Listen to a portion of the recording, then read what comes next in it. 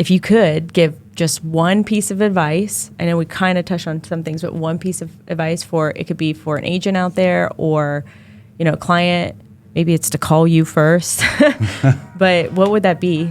Like a client that wants to get into either a small project or who's interested in, which I think most people right now is investing.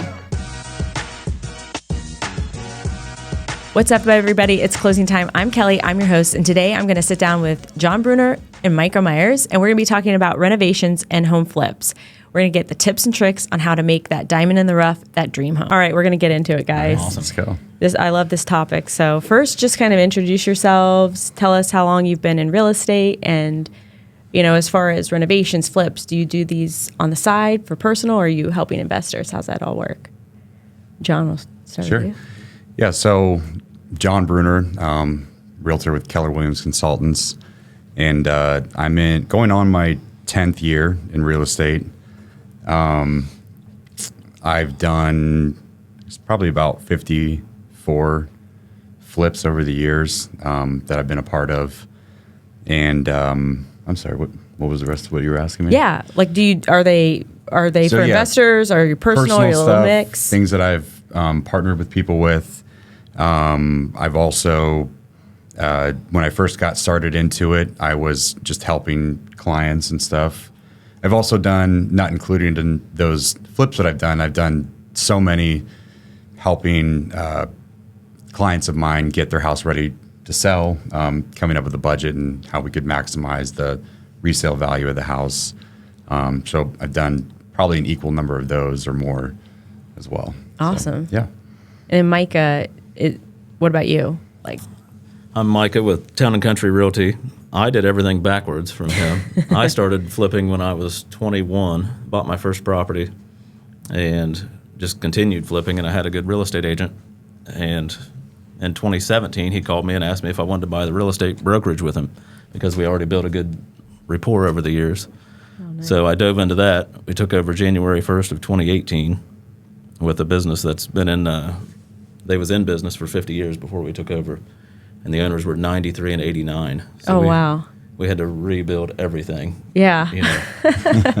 They were still on computers still now. Putting ads now in you have a computer in the office. So we had to start fresh. So when I bought that is when I quit flipping personally.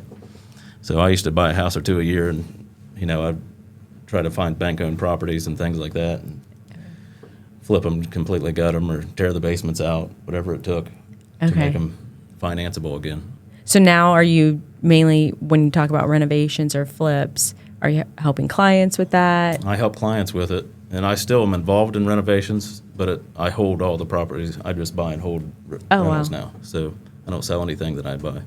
Oh, awesome. That's great. Yeah. So how do you know, when you guys find a property, if you're helping a client, because I know this market, people, they want to find the perfect house, the dream house, and sometimes that's just, an update away.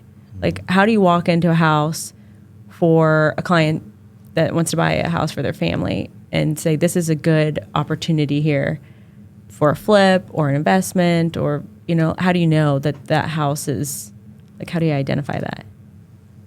Ours, we try to stick with a certain square footage. If it's too small, if it's a 2-bedroom right now, but it's 1,700 square foot or 1,800 square foot, we can refigure it to where it can be a 3rd bedroom or a 4th bedroom, depending on the square footage. And thankful to Pinterest with their little layouts for different floor plans and AI, we can paint a pretty good picture for them. Oh, that's cool. The way that I'll kind of look at it is looking at how much someone or myself wants to make, the minimum amount of money that they would want to make on a project that would make it worth their time.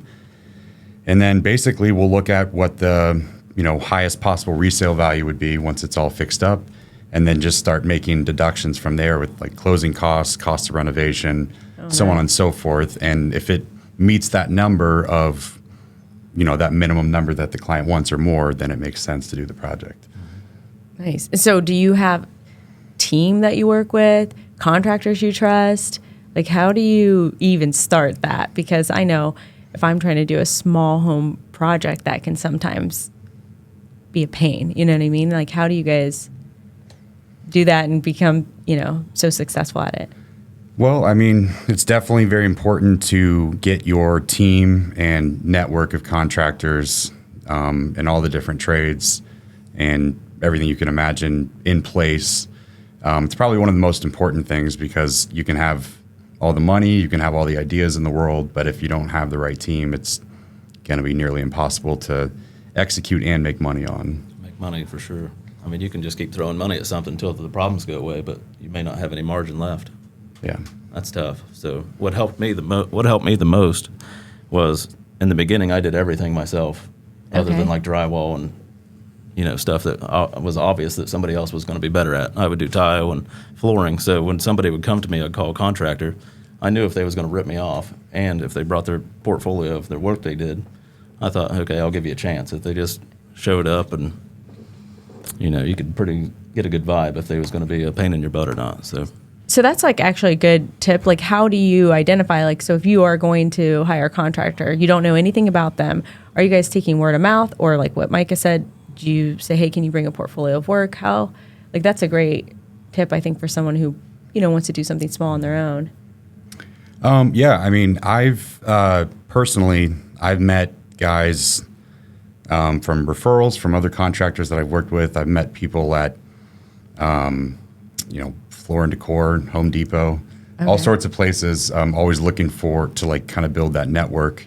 And typically what I've done is, maybe it's a little bit riskier approach, but since I do so much stuff for clients and so on and so forth as well, I'll just give people a shot, and if they do a good job, they can get as part of my team. If not, we're only going to burn that bridge once. So You got to do the work over. You got to do or you're in there. That's why. We'll usually start with something small, like, right, give them like a small job, might have like a couple of repairs or something, maybe some floor needs laid in a basement prior to a client selling. And, give them an opportunity that way before you really start into like bigger projects. But the key for me, though, is that I'll try and just have as big a network as possible, and also just to give those people as much work as possible from either referrals, projects that I'm doing, helping a client prior to listing their house. And then that kind of also builds the loyalty, because then anytime they see me call or text them, I'm going to be top of their list of They priorities. drop everything. Yeah. I had a similar thing. We was selling a house, and it had a list of remedies requests from the buyer. And I got a recommendation from another agent of this contractor, and he was able to come in and do all the repairs for half the price of the other two quotes, and was willing to wait until closing and just be a light on him on the closing for his payment. And I thought, this is great. Well, then he got slow the following winter, and I have a 7,500 square foot historical building I'm redoing. So he just worked there all winter. Oh, nice. And now he does other jobs, and if I call him, he'll just drop what he's doing and come and fix it for me real quick. So it's about the relationship, Absolutely. the trust. It needs to go both ways. 100%. And so, I mean, John, you mentioned this, which I think is really interesting. When you have a seller who wants to sell a home, Yeah. and you maybe walk through, how do you determine, like, okay, this might just need paint? Like, are you doing the same thing, a cost about what they want to make, or is it really about, like, okay, what's going to move this house? What's going to get this sold? So in circumstances like that, if I'm going to work with the seller, one of the things that we might do is kind of give them 3 scenarios if the house does need some work, which you can tell that really just by looking around and knowing what the market trends and what's desirable out there. I'll kind of give them like 3 different scenarios. One, like, we sell your house as is, you don't put any money into it. And then 2, kind of like lipstick on a pig, where maybe some paint and whatever else you might need to do to just get the house in a little bit better shape, make it more presentable. And so it's like, okay, that would cost about this much, and we could probably sell it for this.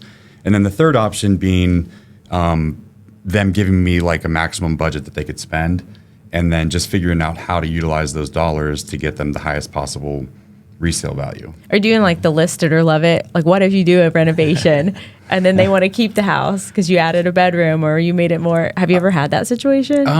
Yes, I have. I have. And it's a little frustrating, because especially if I'm working with clients that are getting ready to sell their house, I kind of just passed on cost to them, not worried about as much like making a big profit or anything for me, if any. So it can be frustrating, but yeah. because when they keep the house, then you don't have the then I don't make anything out of it. Yeah. So, so yeah, I mean, that can be frustrating, but it definitely has happened in the past. Yeah. What about you, Micah? Like, do you work with sellers on that, or are you more? I do work with sellers on it a little bit, but we can always just do see what the scenario is. But in a lot of areas, especially like medium income, you're fixing up stuff that they need FHA. Yeah. And if it's not, if it's got flaking paint or anything like that, they have to at least make the minimum repairs, or you're going to reduce the amount of buyers you even, Gotcha. Yeah. If they're not that makes sense. qualified for conventional loans, you at least have to do a little bit of work. So on something like that, have you guys, what's like an experience or a story that you might have on a challenging renovation project? Like, what's the most challenging one that you can remember? How did you navigate through that? And, what did you learn from it? Ooh. You got one right now, John? Yeah, I've got a bunch, but I'd probably say the most challenging that I've taken on and been a part of was myself and then two of my good friends / clients. We partnered on a project in Franklinton. I think this was back in 2019 and 2020. We started the project early 2020. It was the neighborhood spot for people to shoot up. Oh, God. Yeah, so it was the 1 week closing. Our first time in the house was also our final walkthrough. And I'm not even exaggerating. There's probably 20,000 some needles spread through the house. And there was actually 2 people OD'd in one of the bedrooms upstairs. Oh, God. So that's just like the intro to get started with it. But then when we finally got started on the project, it was a big project. We were cutting the roof off and building a 3rd story. And we made the master bedroom up there. So big, huge walk-in closet. Basically the whole footprint of the house on the 3rd story is a master bedroom. So we started demolition on it. We had the roof cut off. And literally the day that we cut the roof off, Governor DeWine announced that the state was shutting down. Oh. Yeah. So it was like, okay, well, I don't know what's going to happen. So immediately I went to U-Haul and I got like the biggest U-Haul truck I could rent. And I spent like $45,000 on materials at Home Depot. Because I just figured, hey, even if they say everything's shut down, they can't tell me I can't work in my own house. Mm-hmm. Yeah. So that was very difficult because also the city of Columbus stopped, in a lot of cases, doing in-person inspections, and you couldn't get even things scheduled to get an inspector out there unless it was like a big, commercial job. Yeah. That the city was prioritizing.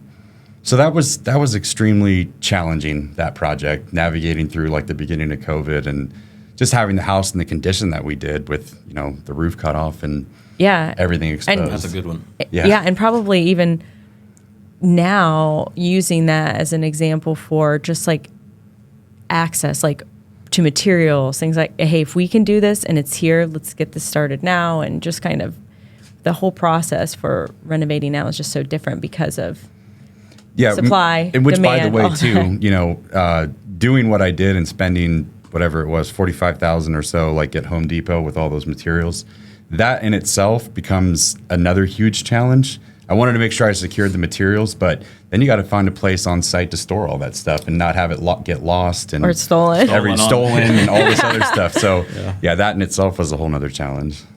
Oh my God. Yeah, it doesn't sound like a neighborhood you want to store a bunch of material. No, it's not. I mean, it's getting better, but it's still, it's a huge improvement. Yeah. I mean, this is kind of a crazy story. It's not my story, but I know a husband-wife team that did a renovation, and I think they were closing, and the day before closing, they did the walkthrough, and somebody had come into the house, like knew that they had renovated the house, tore every floorboard, all the appliances, literally everything out of the house, light fixtures, everything. So it's just like that sort of thing when you're doing a flip or renovation. What are you guys doing to protect that, for security, things like that? Well, I've definitely had that. I've even actually had that with, contractors, one contractor. Oh, wow. And we were working on like 5 or 6 projects at once. And it was, I think he was on 3 doing different things.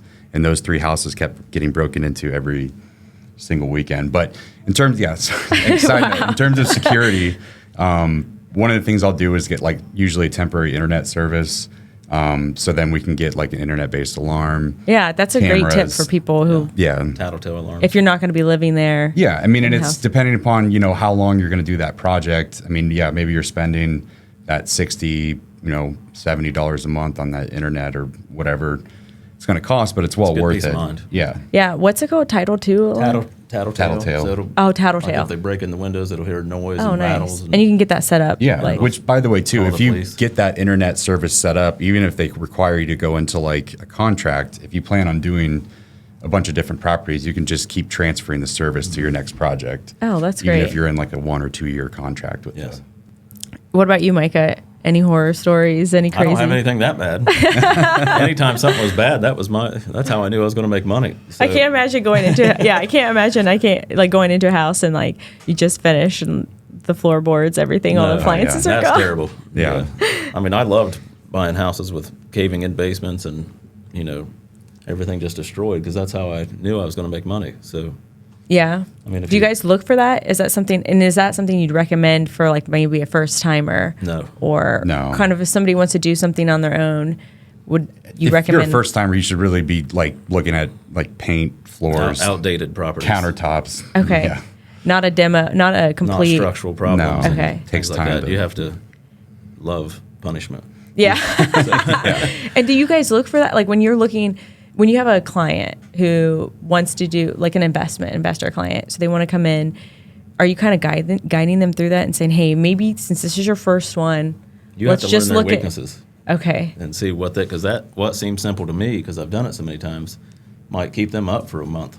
Okay. Not lose, they might. And then not it be able keeps to you sleep. up for a month, right? Because they're They calling have you. to- yeah. You're like, this is If you not say, a big there's deal. a giant crack in the wall. We'll just tear the wall out and replace it.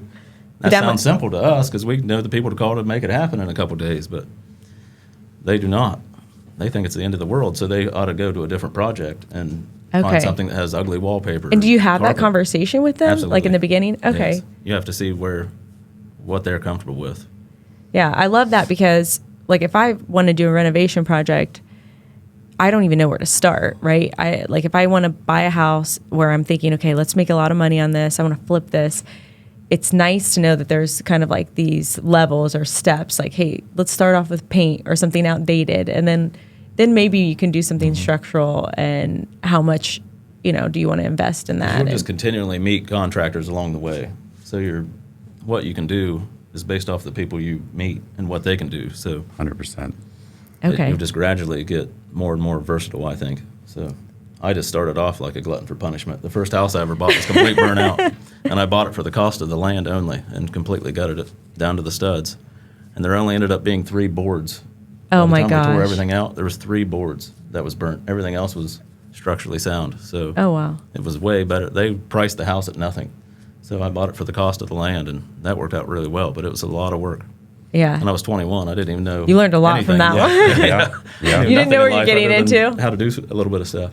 So when you go through a house or or we're going to renovate this or we're going to flip this and here's what you want to make, how do you guys determine, do you recommend somebody for like floor plans? Do you know kind of what's the best bang for your buck? Like, hey, definitely the kitchen or definitely the master suite. Like, how do you know the area of the house to focus on?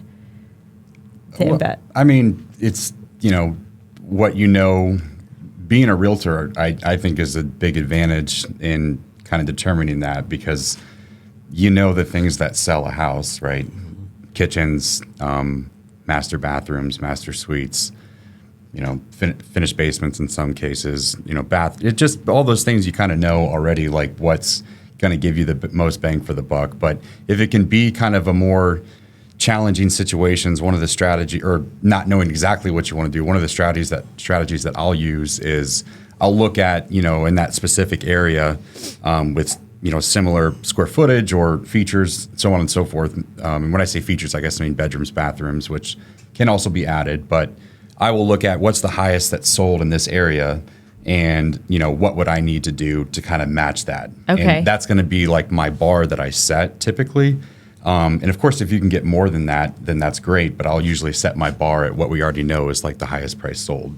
And so then And like okay, give me a here guide. that's what we can invest in. That's what we can invest in this property, and then let's minus Yeah. title, like what it's going to cost us to sell it, and then here's what we can net. But even like that, yeah, exactly. But even just that, looking at that, highest sold or something, or first or second highest sold, or however many that are up there where we want to be, that kind of gives you a guide map as to like, okay, we probably need to match XYZ features. It should have this many bedrooms, bathrooms. Here's what they did with their kitchen, so on and so Right. forth. Yeah. If you're doing it in a subdivision, it's a lot easier than just buying one out in the middle of nowhere because you have a lot of things. Comparables. Like, Yes. just a lot more comparables. And so when you're looking at flips, or even somebody who's doing a renovation, I think this is mainly for flips, so like investors, but are you initially picking out the neighborhood? Are you saying this neighborhood's hot right now, or is it really just like, hey, this is an opportunity in this house, like not really, this neighborhood's not moving a lot, but I think it's all opportunity. I mean, Okay. just especially like with how tight the market's been for so long now, it's like when there's an opportunity, you should really be open to any place, anywhere. yeah. Things used to just look like a really good deal. Nothing jumps out at you to the naked eye like a great deal very often anymore because there's so much competition. When bigger pockets came out and all this stuff, now Yeah. everybody's got all this knowledge that nobody really had back when I was doing it. The competition was almost nothing. There's a couple good old boys flipping houses, and that was all that was around. Yeah. But now they have all these different podcasts and books and training And you on how to guys, flip. I can just call one of you guys and you can help me. Yeah. We always have a guy, so Yeah. we know somebody that knows something, so it'll help. And so when you are going through that process with somebody, and they want to buy a house, they want to be an investor, is that because of the way the market is right now? Like, how are you navigating that? Are you saying, hey, we got to jump on this now? Do you kind of have an inside scoop on off-market properties? Like, do you have a guy that you call, hey, he owns like 150 properties. Let me see if he's willing to, or she, willing to sell one of these. Like, how do you kind of start that process? Or is it like any other home buyer? You start that process like that?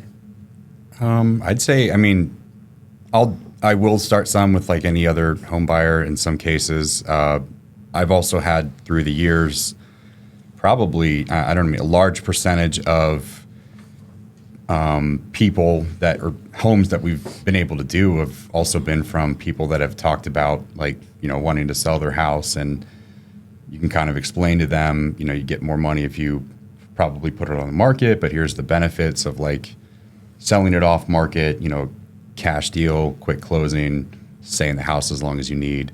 So we've had a lot of opportunities that way to, find properties. But in other cases too, like you may know people that have different places that might need some work that they're not really wanting to do much with, so on and so forth. I think financing, talking about how they're getting their money to flip, because not everybody has a couple $100,000 laying around to just throw in an old piece of junk property. So the cost of the money that you need to flip that house, and your holding cost, how long it's going to take. You need to plan for 120 days to close after you finish, or 90 Okay. days. There's a lot of different scenarios based on when they get that finished. If they close quick and they can hurry up and jump on it, and then now we're getting ready to list it in spring compared to December or January.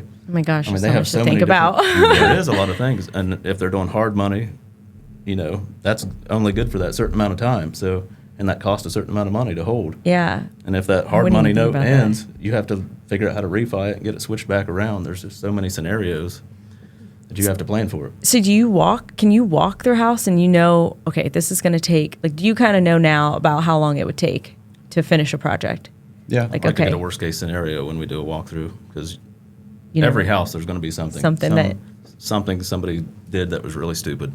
You have to fix it. So And there's always, of course, the variable of the contractors too, and timing, and being able to Yeah, who's available? who's available, who's going to see it through to the finish line, and then also just managing all the different contractors that for different trades, getting everything in order, knowing exactly what your timeline is for instance, like countertops I know is a 4-week process from the time that I send my layout in to the time that they come out and do their template measure to the time that they actually fabricate and install, right? So it's like planning out, cabinets, plumbing, electric, 4 weeks all is those fast things. too, right? I mean, Well, that's just the countertops, but knowing all of that schedule and knowing what your timelines are, having the right people in place. Because the other thing too is like you could have, for instance, maybe your countertop guy or something like that.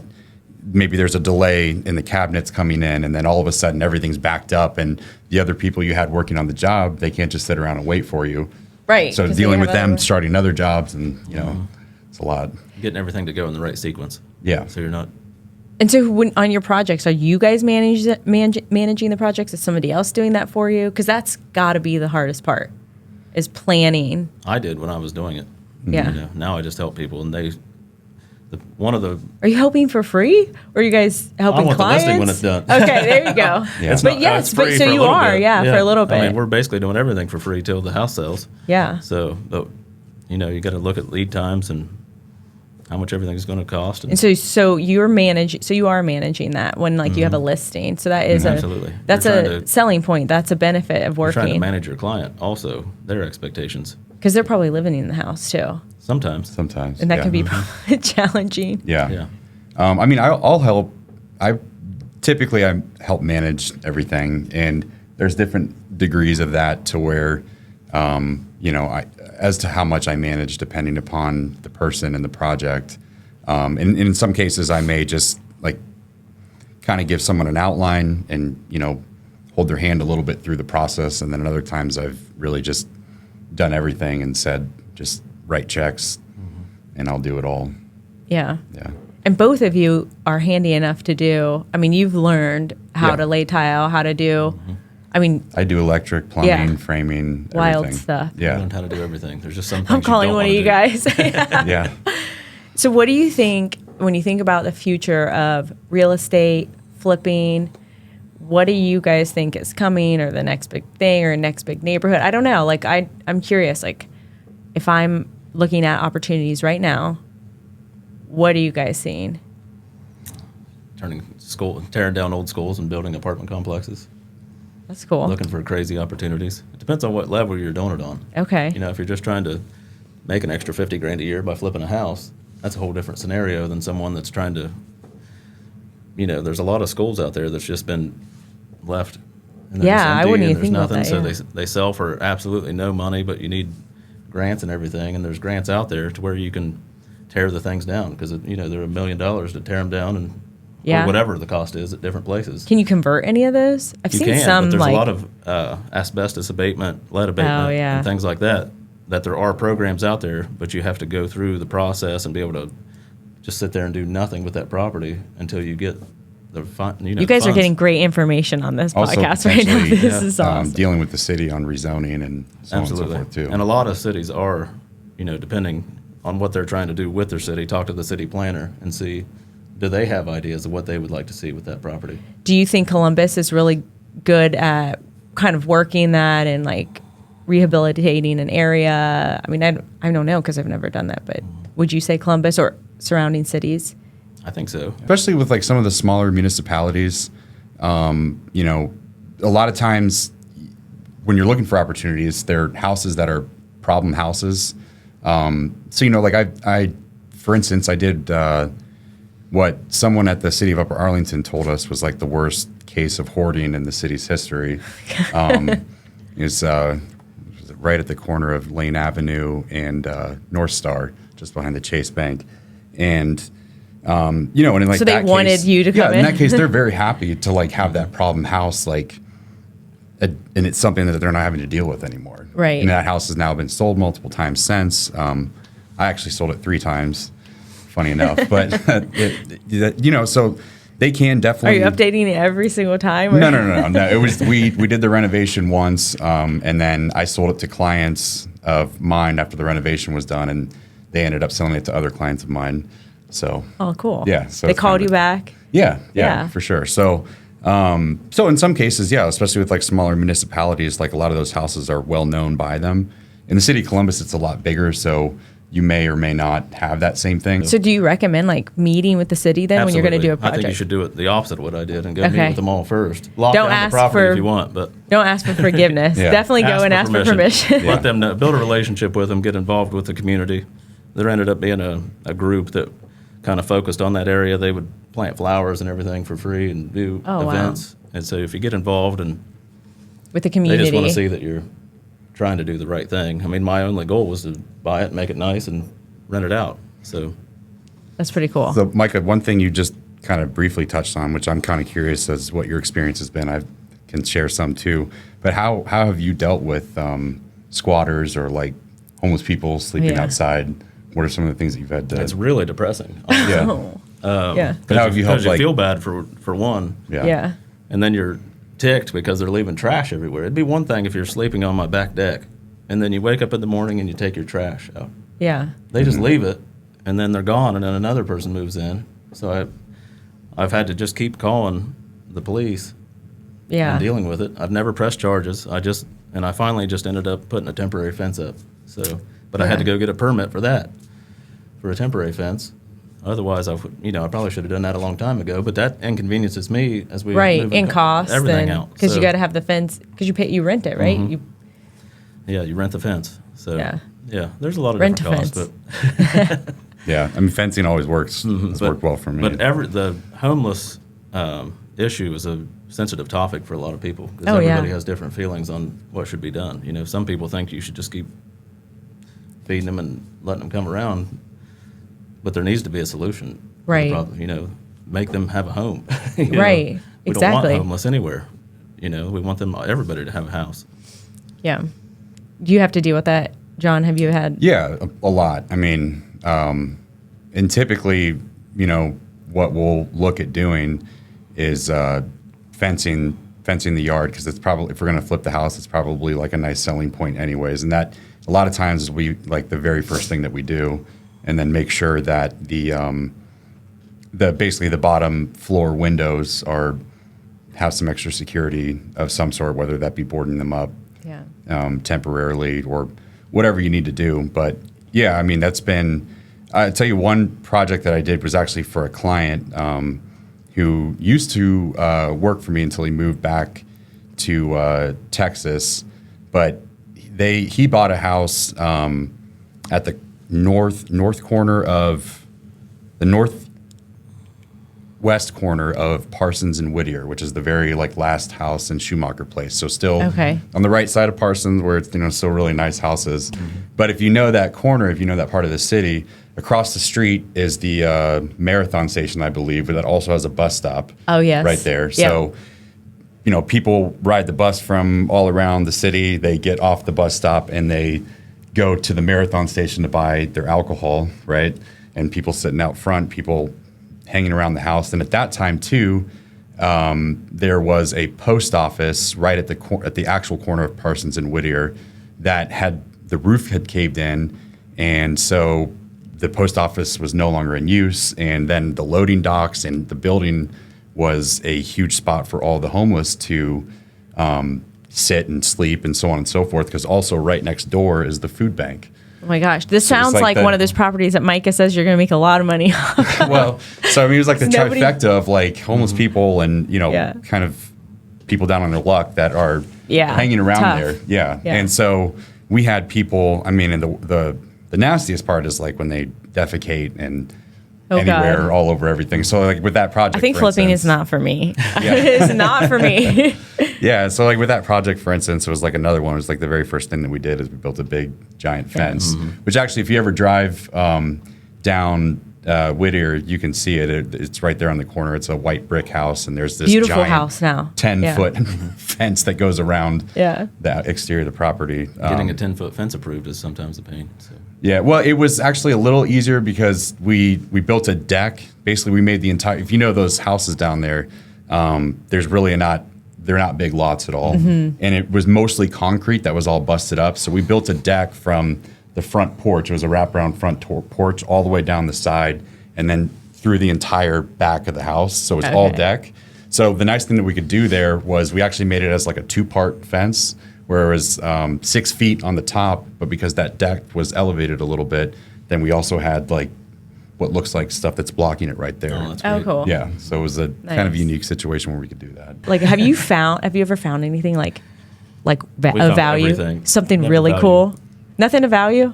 No, Oh, funny man. stuff. Like a hidden, I've always been like, my grandma definitely has like a hidden chest of money in that house. looked And we every look, house. yeah.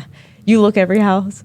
I look in every house everywhere. I think just one time, give me $5,000 or something. Like somebody stupid. have something in there. Like, have Yeah. you ever found anything? Well, good? I mean, I guess it'd be hard to top that Franklinton story where there was 2 people that came with the house. Yeah. I guess, Hi. Yeah, I don't know, but cars and stuff. Old cars? Yeah, which is usually really just more of a hassle because you don't Title have title issues, yeah. for it Oh. and so on and so forth. But I don't know. Definitely drugs and stuff have been found. Is that a value?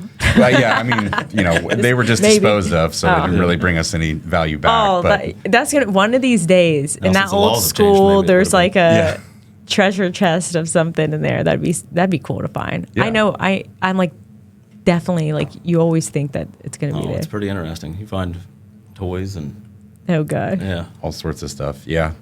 So I know we talked a little bit about, or a lot about, what you tips or what you would recommend for people who want to get into this, who want to invest or want to flip a home. What do you recommend for realtors that maybe want to get into this and advise clients or start like, don't do it? Or if I'm a real estate agent, I'm like, I'd really like to help investors who, are from out of state, see an opportunity, like what do they need to do? Connect with one of you guys, get a mentor. Like what would you advise them? I can tell you my own experience. The very first house that I sold as a buyer's agent, it was a flip. And, I was looking around at the house and I was like, man, I would just love to sell houses like this because it would just be so easy. Everything's done. The house is perfect. So I kind Oh, of. you mean you didn't do the flip? No, I didn't. It was Okay. like a flip, and I was like I was the buyer's agent, Gotcha. and the house had been flipped, Cool. and helping them buy that. So I kind of from there started with I started to seek out people that I knew through my sphere or from some of the other at that time few clients that I'd worked with that knew different people that were in investing, and I think the very first one that I did was just. A client wanted to fix up her house, one of her rental properties, before selling it, and I kind of helped lead the way and used the very few contacts that I had in terms of contractors, and then kind of slowly built my way up into advising different clients and really learning the ropes until I got proficient enough that I could do it on my own. Just start small. Yeah, start Don't small, do exactly. the Thank so you. like Yeah. do the dated house. Banks Yeah. want to see you start small Okay. and become season 2. Because if I would have went in there, I actually did go in there when I was in my early 20s and wanted to buy an apartment complex, and they said, No. no, bring in a partner that has experience. And will do Gotcha. it. Yeah. We're not giving you all that money.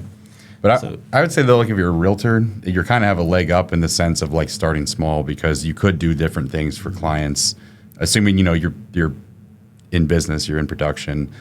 You could do little things for clients like helping coordinate XYZ renovations, and Yeah, that really and do gives the you- math, like you Yeah. said. Like I like that you mentioned like pull the comps, see what the highest price sell, house sold for, and then kind of do the math from there and say here are the updates that I can recommend, and here's what you can get. Right. And like you said, coordinating a team or contractors, something like that. I always recommend having the home inspected once the house is complete, and then making the necessary repairs, documenting that, and then offering that to the potential buyers.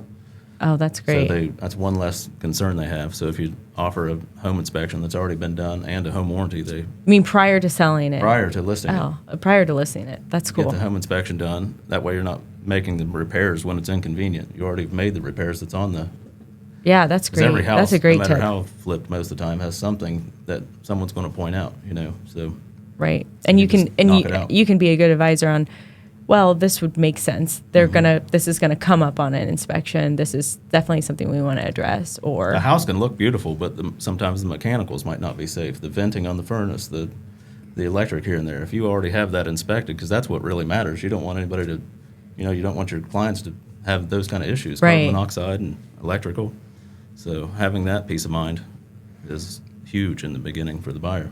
yeah. And actually, I'd take that even a step further. That I think it's a great point, Micah, in doing that. And that's even when you're just looking at, helping a seller getting their house ready to list. That's honestly one of the most important things is like going through, even first and foremost, a lot of times before doing different updates to add value is like, what are the things that we need to address or fix that will detract from the value, right? And like, how do you address those? So, because every buyer kind of has this like checklist of like, certain things. Okay, like I can deal with this, I can deal with this, but if that list gets too long, all of a sudden that property is not as desirable. Absolutely. And then also too, once you go into contract as a seller, that's really when you lose a lot of your leverage. So making sure that you're all buttoned up and ready to go in terms of items that may come up on that inspection report really becomes critical. I love the idea of like inspection report before and then showing them like, oh yeah, and we did this, and this, and I love that. I mean, I couldn't do what you guys do. This sounds like a crazy world, crazy stories. And then you're doing great things too for clients and neighborhoods and communities. So it's awesome to hear those stories. And if you could give just one piece of advice, I know we kind of touched on some things, but one piece of advice it could be for an agent out there or, a client, maybe it's to call you first, but what would that be? Like a client that wants to get into either a small project or who's interested in, which I think most people right now is investing. I think going to real estate meetups, there's different real estate meetups. You can just Google it and go to different ones and go to them for 6 months first. They're normally once a month or once a week or something like that, and you'll meet so many people. I joined it, and when I walked in, everybody else was probably 3 times my age. Oh wow! And over the past 10 years, now there's people 15 years younger than me, and they don't own a rental yet, they don't invest yet, but they want to get in the circle. And network, you guys. And build you'll learn. that network. I mean, the stuff that some of these older guys taught me saved me. I mean, potentially saved me tons of money. Yeah. So and they're just telling you because they did it the hard way. Do you ever meet, is that a good place to meet contractors? Absolutely. There's contractors there. Cool. Some of the, each month you'll get a newsletter and whoever the speaker is. Sometimes that'll be a contractor. Sometimes it'll be the mayor. Tax advisors, awesome. Everything. So.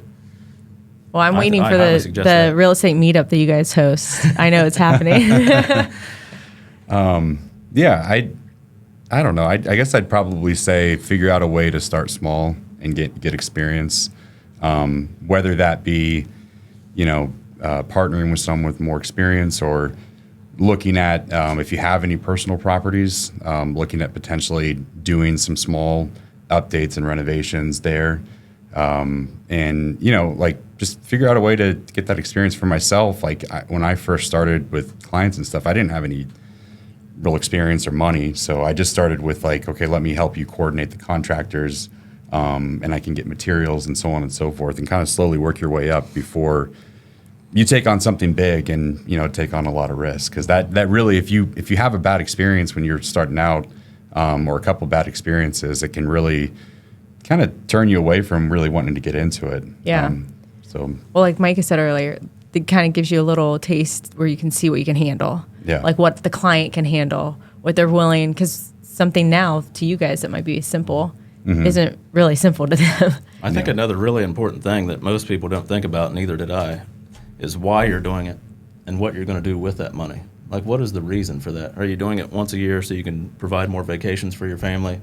Are you going to take that money, invest it into something else so you actually grow wealth really over time? cool.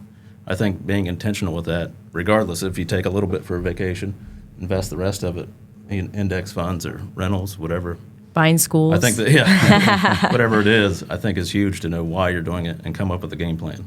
That's and meet great. with accountants to get tax strategies and everything like that. So we could keep going on this topic. Keep going, yeah. I know, this is great. We're going to have to do 2.0 of this. So we'll have you guys back, and I'm so excited that we got to sit down for a little bit. Yeah.